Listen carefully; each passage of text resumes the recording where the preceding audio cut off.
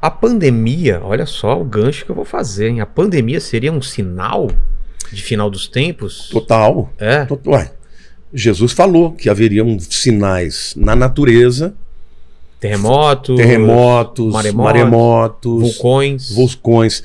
Agora, é interessante porque a Bíblia diz, né, que os homens ficariam perplexos com o bramido do mar e com as ondas. Como é que fala dos homens, sabe, falando das nações? No grego é etnos, de etnia. Não está falando de judeus. Tá falando o mundo. O mundo, das nações. Como é que você, num tempo em que não tinha televisão, que não tinha nada, você fica admirado com uma tsunami que acontece a 50 quilômetros de você? Aquela época não saberia, simplesmente. Não, teria que ser num tempo em que tudo futuro pudesse ser visto. Inclusive tem um texto em Apocalipse, quando morrem duas testemunhas, a Bíblia diz que o mundo vai ficar feliz, trocar presentes por causa dos dois corpos que foram colocados em praça pública. O quê? Então isso não faz sentido que fosse naquele tempo. Teria que ser num tempo em que o mundo pudesse ver. Não é? Então eu creio que isso vai acontecer, inclusive lá no Muro das Lamentações, né? Mas o mundo inteiro vai ver pela internet. Mas isso te dá medo, te dá esperança, porque o que a gente, pelo menos as minhas interpretações das revelações, são coisas trágicas, são coisas pesadas, né? É porque eu creio, em primeiro lugar, você acha que vai ser arrebatada a igreja antes? A igreja vai ser arrebatada antes. Vamos colocar esse contexto. Eu não sei como você gostaria de... Posso chamar de você? Claro. Não sei como você gostaria de colocar isso, se dá um contexto do que é o livro do Apocalipse e depois a gente entrar um pouco mais profundo. Olha, muita gente confunde. Eu primeiro queria dizer o seguinte: você não faz uma interpretação teológica ou hermenêutica baseada numa lógica humana. Lógica humana é o quê? Por exemplo, algumas pessoas falam para mim, mas os apóstolos sofreram. Por que a igreja agora não vai ser? Isso é uma lógica humana. É um raciocínio. Minha cabeça... Não faz sentido eles terem sofrido e a gente não. Entendi. Você não pode falar isso com o texto bíblico. Você tem que ir para o texto bíblico e ver o que o texto fala. Então, quando você fala da grande tribulação, esse termo que fala de... Você já sabe que são 7 anos. Da onde vem isso? Isso vem do livro de Daniel, capítulo 9, de 24 a 27. Quando Daniel está no final do período da Babilônia, que eles ficaram 70 anos lá, exilados, e Daniel, sabendo pelas profecias e a profecia de Jeremias que o exílio babilônico demoraria 70 anos, Daniel foi para lá com 19 anos de idade, era um menino, ele passou por 3 reis. E agora ele está lá com 89 anos, terminando 70 anos, ele faz um jejum de 21 dias. Para saber como é que ia ser a saída do povo de lá. Que ele falou, Deus falou, o exílio vai acabar. Enquanto ele está orando, demora 21 dias e de repente aparece o anjo Gabriel. E o anjo Gabriel, ao invés de responder para ele só sobre a saída e a volta para Jerusalém, para a terra de Israel, ele conta toda a história da humanidade até o final dos tempos. Por que será que ele fez isso? Por quê? Porque o Daniel foi um profeta do fim.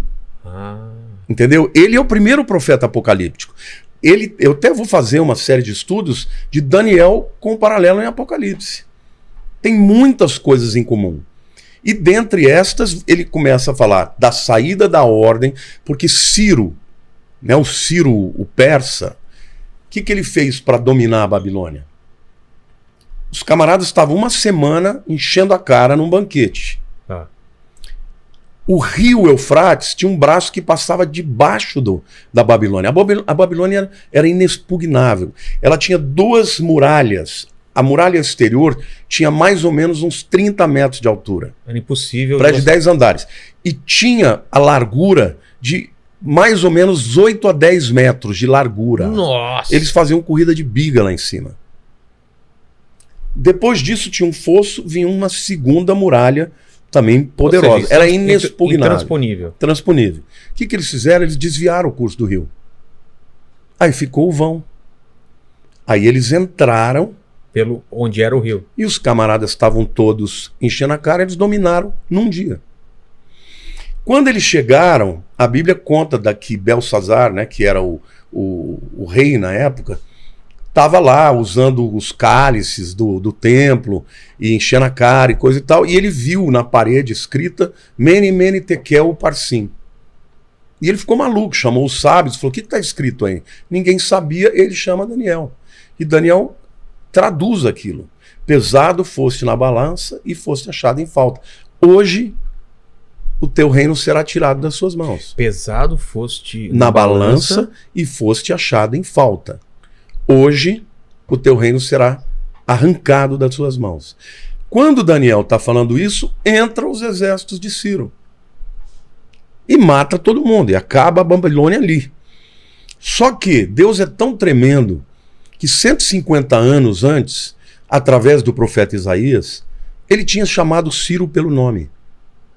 Chama de Ciro, o meu pastor.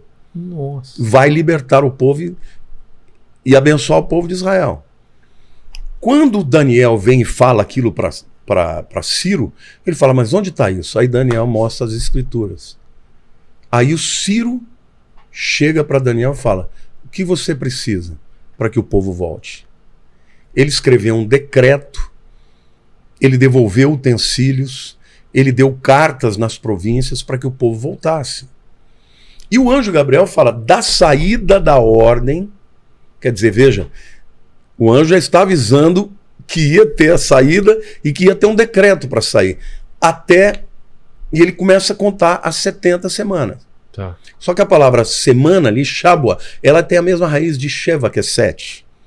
Então, na verdade, não é 70 semanas de dias, 70 semanas de anos. Então, da saída até o final da 69ª, dá exatamente a data que Jesus morre. Porque ele diz que lá que vai ser cortado, ungido, e não será mais.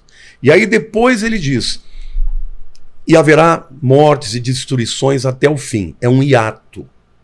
Então, as 69 semanas de anos começaram com a ordem do Ciro do povo voltar para Jerusalém até a morte de Jesus. 70 anos. 69 anos.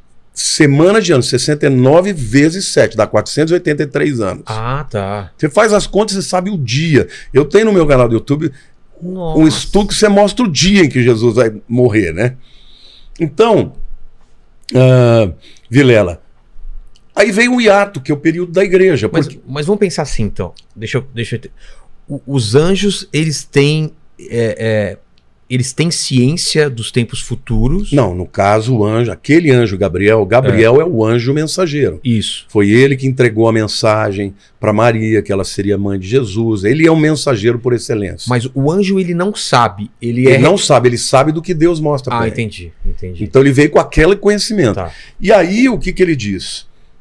Depois ele diz, ele começa dizendo, 70 semanas são destinadas para o teu povo e para a tua cidade. Agora eu pergunto para você, Vilela, quem que era o povo de Daniel? Povo judeu. É. E a tua santa cidade? Que cidade é essa? Jerusalém.